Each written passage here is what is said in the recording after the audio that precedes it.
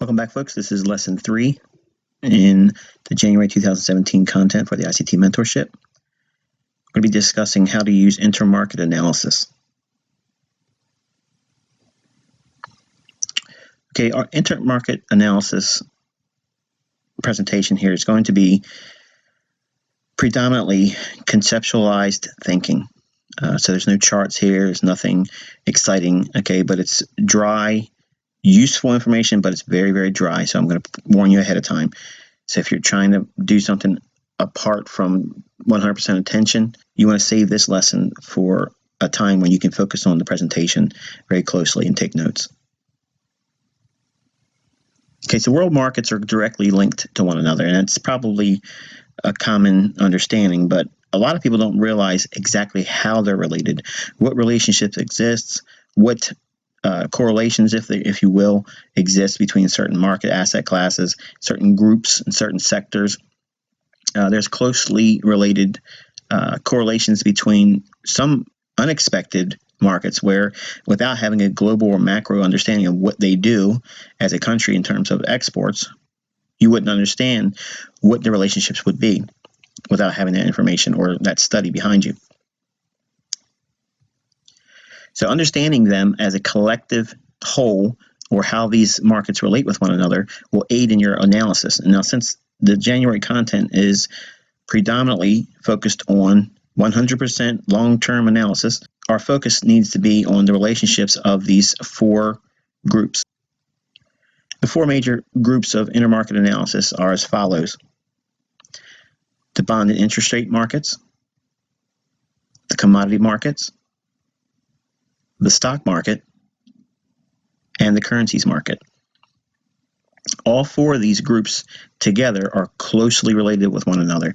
Now, they don't move lockstep to one another. There's not a 5 points higher for bonds, therefore it's going to be 5 points in another asset class or group that's going to move in relationship to that movement. It doesn't work like that. Since we're looking at long-term macro perspectives and analysis concepts, there's going to be a certain measure of lead and lag time for some of these market relationships. And for some of you, that's going to turn you off right away because you're used to knowing this is what it's supposed to do, and therefore I'm going to expect it right now. And when you're being a long-term trader or using long-term analysis, there's going to be a certain measure of lead time and lag time before you actually see the marketplace reflect what would be expected in terms of the analysis concepts. But the benefit of this is, and this is what I have gravitated towards, you can use an economist theory, which is, instead of going through fundamental data, looking at things like CPI or employment trends, or all these fundamental data points that are released throughout the month, every single month, that's just too much information for me to digest, and I don't ever claim to have the mental capacity to understand it all. In fact, I've said many times in all of my teachings that I don't believe that there is a realistic way of staying abreast of all those types of things if you're wading through all that data. I mean, either you have to be a serious data nut, or to me, it's over everyone's head. I just don't think it could be done. I'd love to meet someone that could do it fundamentally and prove beyond the shadow of a doubt that they can use that fundamental data to forecast future prices. Okay, that would be wonderful. If I could find that, that would be something I would probably add to my repertoire. But in my studies, I've never been able to really ascertain anyone to be able to use that information and be able to forecast with a great deal of accuracy, if you will. Now, even on a long-term basis, because the markets are slow to come to fruition, these market moves take a long time to develop and unfold in our charts. It takes a great deal of patience. And while there's a lot of information to wade through if you go through it fundamentally and using all those data points and data, to me, if we just focus on these 4 major groups, it'll give us all the insights that data will ultimately give a fundamentalist. So what do I mean by that? We're going to actually break down some of the relationships as we go through this mentorship. But in this teaching here, I want to give you kind of like an overview and some of the things that I have picked up along the way as a trader that I like to focus on when I'm looking at market relationships. All right, so intermarket analysis overview. Now, the 4 major groups for the intermarket analysis: the bond market and interest rate market, bonds and stocks generally they move together. Okay, so if we're seeing a bond market rally, and it's the bond prices, not the yield. Okay, so if we're looking at the Treasury bond market and the bond prices are rallying higher in an uptrend, generally that's going to be helpful and supportive of a bull market for stocks. Conversely, if you see the bond market in a bear market and it's been trending lower, it's going to be very hard for stocks to rally in that environment. Now, it doesn't mean that it can't rally. Okay, it just means that that underlying trend of the bond market moving lower is going to have a effect and weight on that stock market rally, and eventually you're going to have to pay the piper, and that stock market's going to have to correct and get back in alignment with the overall trend of the bond market. Commodities are a market group that move opposite to the bond prices. So if we see bonds moving higher, commodities will be moving lower in relationship to that move. And our third group, stock market, stocks move together with bonds, as we said. You have to constantly refer to the market indices for stocks and the bond market. Or if you're a stock trader, you can use the information that's gleaned from the bond market. Preferably, if you're going to be a stock market trader, you want to be looking at the bond market as a indicator that you have underlying strength in the bond market. So if bond prices are going higher and you're a buyer of stocks, then you can go in with a great deal of confidence that you have the fundamentals behind you, that lower interest rates with the bond prices rallying, stocks like that. If bonds are trading lower, stocks don't like higher interest rates, and that's what's going to happen. If you see bond prices dropping, that means the interest rate yields are actually increasing. Bonds do not like a high interest rate environment.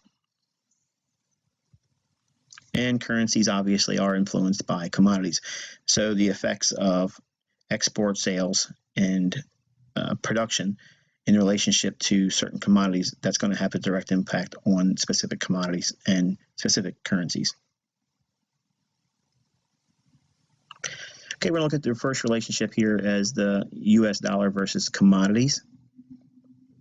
Okay, we're going to look at this as a inversely related relationship. In other words, they move opposite to each other. That means if the dollar index is moving one direction, the commodity as a group, as a whole, commodities will be moving the opposite direction.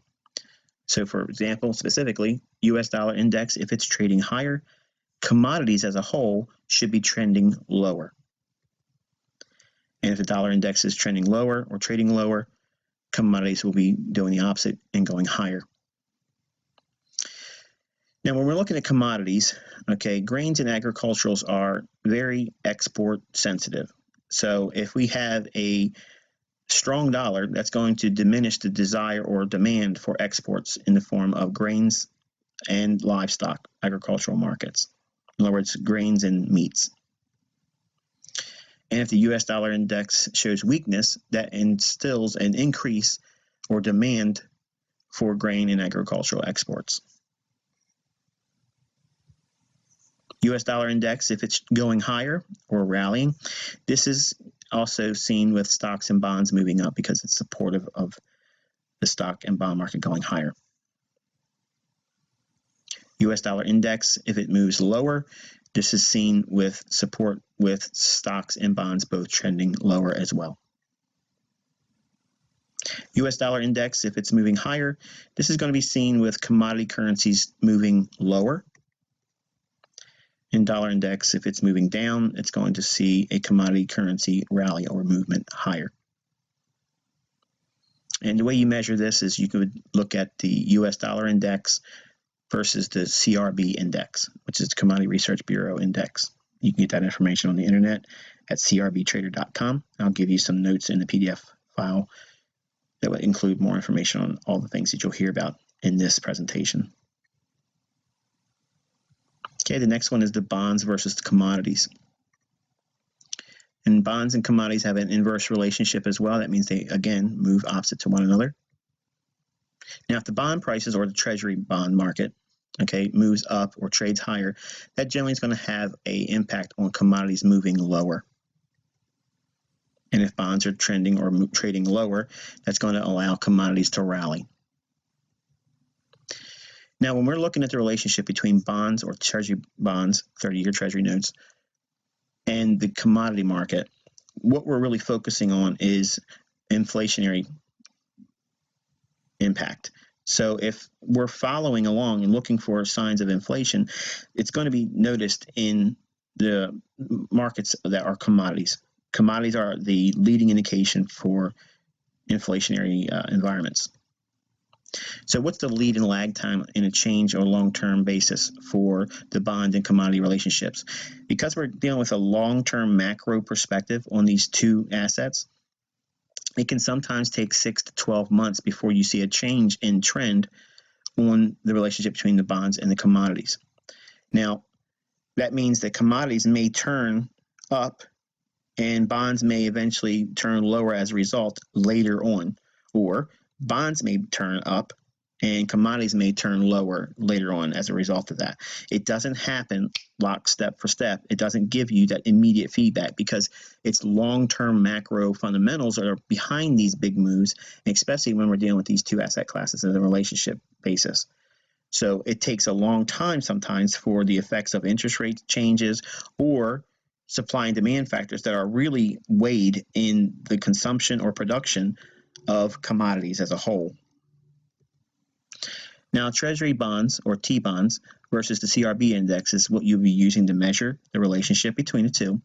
But the CRB index, let me add this to your notes, it's very heavily weighted with the agricultural and grain markets. So when we look at CRB index, it's very, very heavy on soybean prices, wheat prices, corn prices, cattle prices, hog prices. Okay, so you have to keep that in mind when you're looking at CRB index. You want to use the Goldman Sachs Commodity Index when you're looking for the energy-focused side of the marketplace. In other words, it's heavily weighted on energy, and you want to weigh that against the bond market.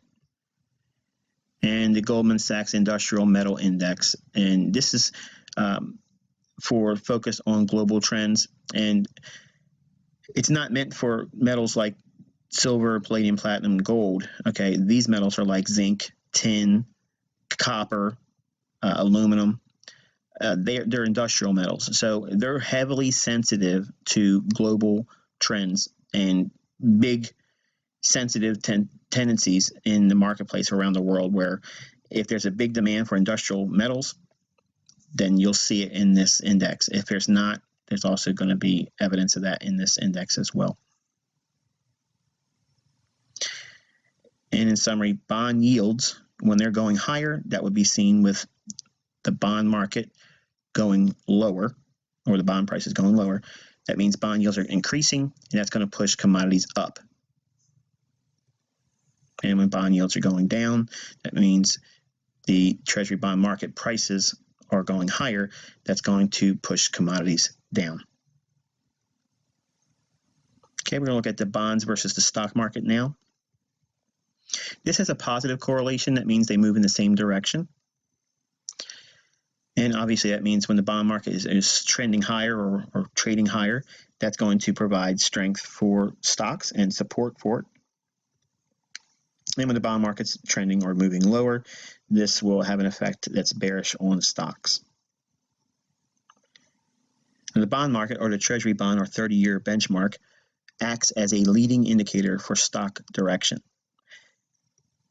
The lead and lag time in changes for long-term trends, again, can be 6 to 12 months in duration. That means what you see going on in the long-term trends of the bond market may take a little bit of time, up to, yes, I say, a year before you see these long-term trends start to manifest themselves in the stock market. Now, there's one caveat with this, okay? When there's deflationary periods, that means when prices are decreasing, and this is a rarity. It doesn't happen a lot. We actually saw this in the latter part of 1998. It was indicated in the markets that there was potentially that happening. But when this occurs, the bonds perform very well because you're actually seeing the interest rate markets collapsing. But with bonds going up, that's usually seen in a deflationary period. You're usually seeing bonds going higher, the bond prices, or Treasury bonds price going higher, with stocks going lower and commodities going down. Like I said, it's a rarity that ever happens, but usually we're not ever really going to see a deflationary period that I can imagine anytime soon. Okay, finally, we're going to look at some key intermarket relationships. Okay, when you're bullish dollar index, you're going to be expecting bearishness on gold. Bullishness on gold, you're going to be expecting Aussie, New Zealand to be bullish because of their nature as a gold exporter. When oil is bullish, you're going to be bearish on US CAD because of the Canadian export leadership in oil exports.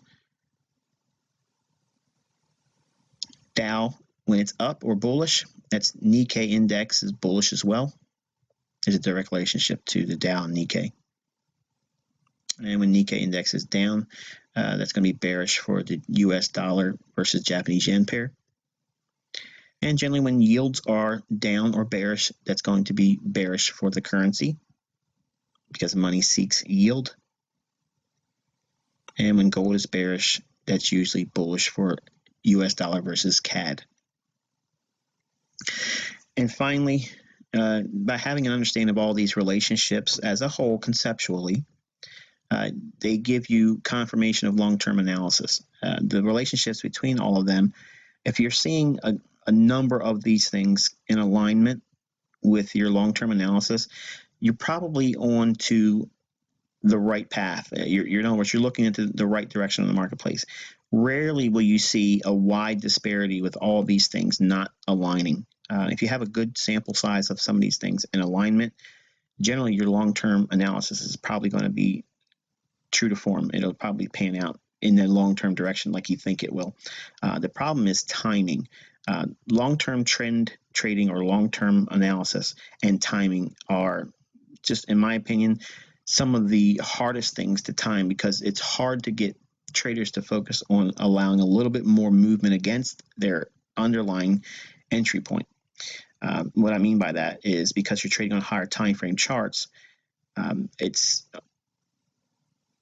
probably because of your home life, your time constraints that keep you from being able to trade with a lower time frame entry. So you're forced many times to trade off of a daily chart.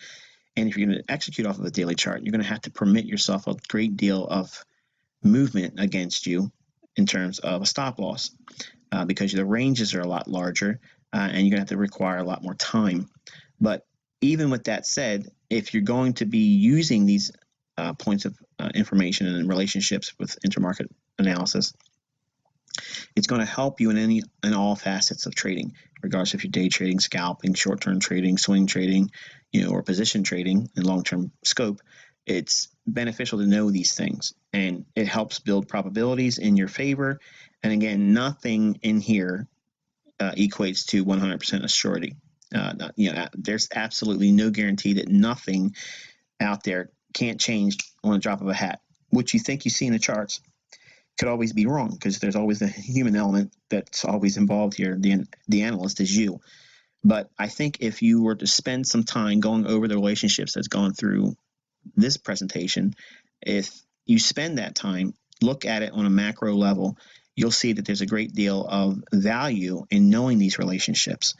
And because they are leading you to a long-term trend following directional bias using higher time frame daily charts, it will give you confidence as a trader to know that you're trading with the underlying fundamentals and you don't really require all of that time and energy and diligence needed to go through fundamental data. The relationships between these markets, as we outlined in this presentation, will take you to the same outcome that fundamental data will give you. Just like the relationships here will sometimes lag, that same lagging effect that happens in the fundamental data. I knew this much about fundamental data. Just because the fundamentals suggest something should be bullish doesn't mean tomorrow it's going to go straight up. Okay, there's going to be time that has to be built in for that market to start building in a bullish tendency, and then it'll start to move higher. But long-term macro trends, okay, you can see when they're starting and shifting and moving into place by using the information that was shared in this presentation. So again, study it. Believe me when I tell you the information in this is worth its weight in gold. It's not something that is sexy. There's not a lot of charts where I can show you Judas swings and patterns and all this and that. But it's real information that has a direct relationship to how the markets work as a whole, how they tie together, and it keeps you out of having to look at fundamental data. And if there's anything else that you can't associate with in terms of value, that's enough. There's so many things out there that you would be wasting, in my opinion, your time, going through all that data. And when you could just simply see what price is telling you, because price and all these asset classes together as a whole will reflect what the fundamentals are actually doing. Because trained accredited staff in these big institutions, banks, producers, manufacturers, and exporters, they're using that real fundamental data. They have people that are trained accredited, and they're able to use that information to forecast trends in sales and consumption, all those types of things. And they make their business plans around those data points. I can't keep abreast of all that stuff. There's too many things that's going on in my own personal life, let alone to keep up with all of the ever-changing things in the marketplace. So if I can look at the price of these asset classes and the relationship between all four of them in concert with one another, I will, just like you will, come to the conclusion of what the geopolitical macro trend and, dare I say it, fundamental perspective is on the market as a macro perspective trader. Until next time, wish you good luck and good trading.